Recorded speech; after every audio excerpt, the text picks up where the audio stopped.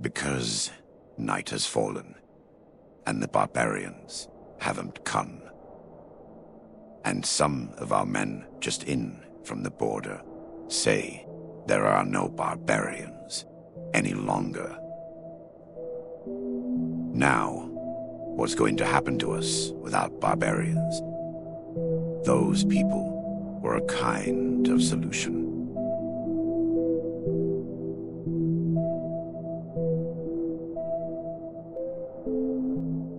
The barbarians are already here. Trump wins, it's challenged in the courts, there are riots.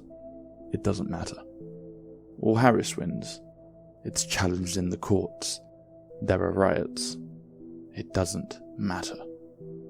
No result will save the US from failing.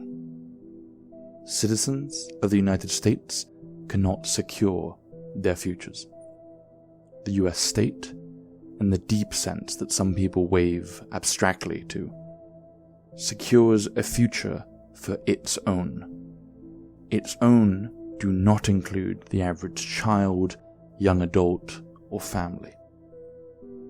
People in the US and its client states are sown with debt and reaped for their taxes and rent. Their savings go into stocks or mortgages, and their pay comes in ever-inflating currency. The US and its clients are a company town, and we are all company workers. The state becomes a fief, and work becomes serfdom. Look at the MAGA slogans. Kennedy's "Make America Healthy Again," or Musk's "Make America Efficient Again." The Trump party has recognized that America is failing, but they won't change it. They have drunk the red, white, and blue Kool-Aid of get out and vote. It won't matter. Not to the people that want change. Look at the Harris camp. By refusing to campaign on policy, or even personality, she has inadvertently let slip the truth. Presidential races don't matter.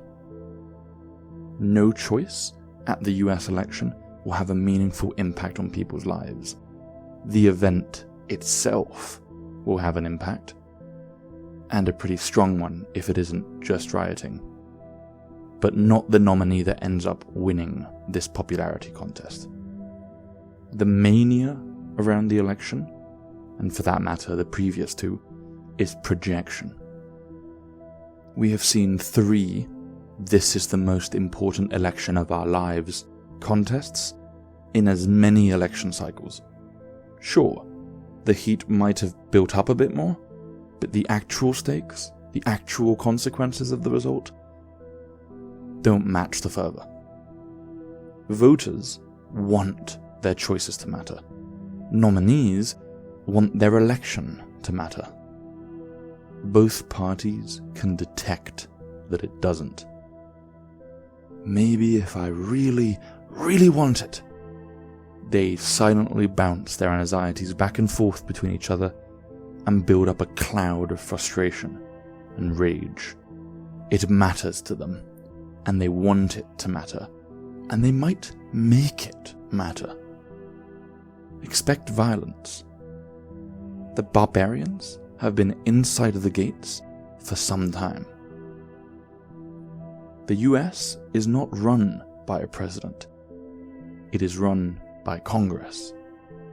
If the electorate voted in a president who was not of the two parties, that person would have no meaningful power to govern. The once executive is now a creature of the once legislative and now administrative branch. The president is the pet of Congress. Congress administers the US state, and Congress is captured.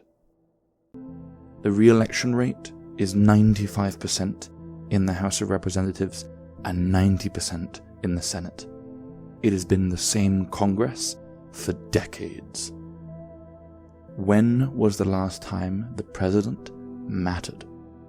Look past the media, past the narrative. What did the executive actually change about the US in the last 3 administrations? Politics is medicine at a larger scale. A state is always tempted towards power. Leviathan always gorges.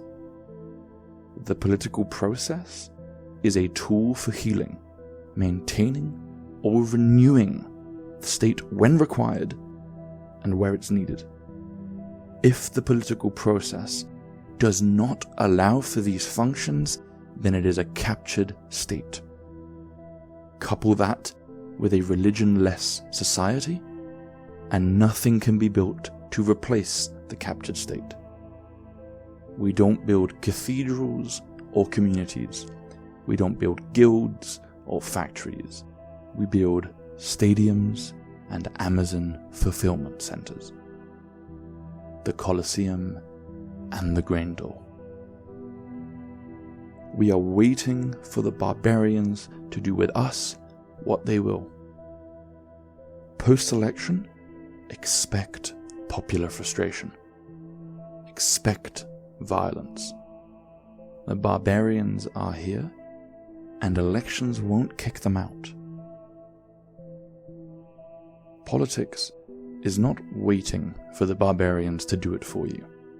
Learn to and prepare to build once, like the poem said, There are no barbarians any longer.